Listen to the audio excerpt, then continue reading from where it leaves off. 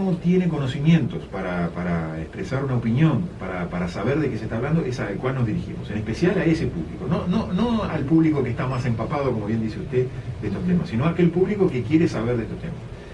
Y yo siempre insisto con esta idea, que en su momento la manifesté a un grupo de vecinos. En estas cosas, el pellejo que está en juego es el pellejo de cada uno de nosotros. Y cuando digo pellejo, me refiero a la salud de nuestros hijos y a la salud propia. Entonces, cuando estas cosas son de interés general, y por algo la Constitución dice que la protección del ambiente es de interés general, no está bromeando. Nos está invitando a que participemos, a que tratemos de informarnos y entender lo que está pasando. Si no lo hacemos, estaremos otorgando un consentimiento a la destrucción del ambiente. Ahora, eso pasa en el ciudadano en general, pero también pasa en las grandes esferas. De hecho, la decisión que tomaron hacia su situación hoy, administrativamente hablando, requiere de otro tipo de pensamiento. ¿Por qué se tomó? ¿Como una forma de presionarlo, de quitarlo del medio para que estas cosas no se hablasen? En parte sí, en parte porque hablar de estas cosas supone mostrar cómo un fiscal tiene que actuar, es decir, cómo un fiscal tiene que actuar de acuerdo a la obligación de actuar independientemente. Ver, mostrar o que aparezca un fiscal que actúa independientemente significa enseñar a la ciudadanía de la importancia que tiene que los fiscales sean independientes.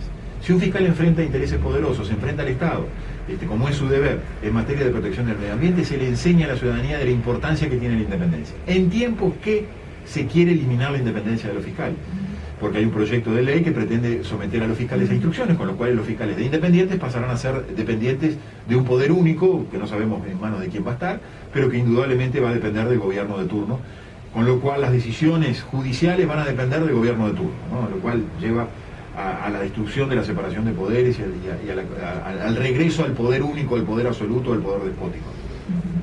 Yo me sigo rememorando, me quedan unos minutitos nomás, pero cuando la DINAMA, la Dirección Nacional de Medio Ambiente, lo hemos escuchado al director Jorge Ruc, que dice que tienen muchísimos proyectos y como que los apuran, y son materia muy compleja que hay que analizarla muy concienzudamente. O cuando nos acordamos, por ejemplo, de la otra ministra de Ambiente que se fue y pidió justamente que atendieran y no se apuraran este tipo de proyectos, sí, porque da la impresión que se trabaja bajo presión y el apuro, que creo que no es lo mejor en estos emprendimientos.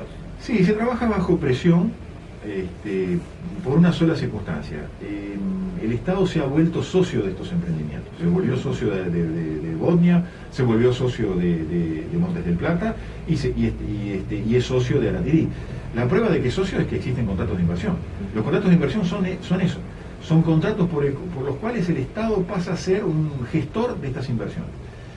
Hay quienes están hablando hoy, incluso a nivel de estados tan importantes como Estados Unidos, de que estamos ante un fenómeno de estados contratados, o de estados alquilados, o de estados arrendados. Es decir, estos grandes intereses económicos arriendan los servicios de un Estado para obtener todos los permisos y todas las autorizaciones, incluidos los permisos y autorizaciones ambientales.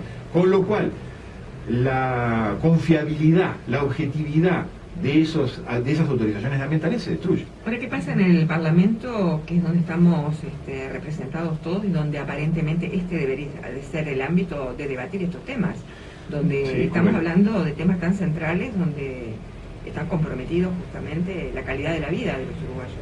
Sí, no se debaten estos temas. Muy esporádicamente usted encuentra discusiones sobre lo que significan los contratos de inversión, por ejemplo. ¿Podría ser la campaña electoral esta que estamos meter en la agenda estos temas? Por supuesto, debería ser, porque eso nos termina, si seguimos firmando contratos de inversión, ya no nos podemos llamar una república o un Estado soberano. Fíjese de la importancia que tendría eso. Pero ni en el ámbito parlamentario, ni en el ámbito sindical, ni en el periodismo grande de Montevideo, ni en la academia universitaria se habla de estos temas. ¿Qué quiere decir? En la universidad, por ejemplo, en la universidad, por supuesto, no se habla de estos temas. No estamos formando, entonces. No solo no estamos formando, sino que no estamos debatiendo y poniendo los problemas delante de la mesa. Esto es sumamente grave, porque el que calla otorga. Entonces, es una forma de otorgar consentimiento a cosas a las cuales no deberíamos otorgar el consentimiento, o al menos deberíamos discutirlas y debatirlas. Yo creo que hace falta sinceridad.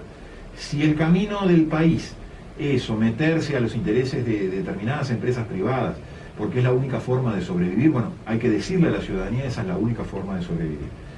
Pero nadie habla Y nadie habla porque hay intereses económicos. hay intereses económicos muy poderosos, porque hay miedo también, vamos a decir la verdad.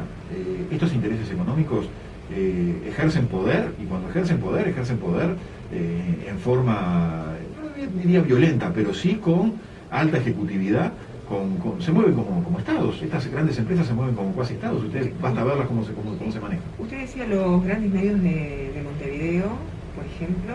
Sí, los sindicatos. Vea usted a ver si algún sindicato habla de los contratos de inversión.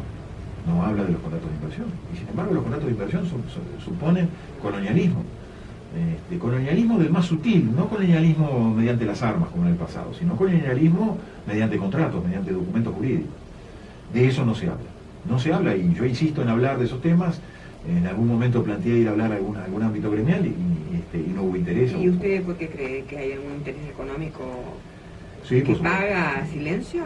Yo no sé si paga silencio, pero paga a veces con algunas miserias, ¿no? La necesidad de trabajo muchas veces condiciona la voluntad de los gremios.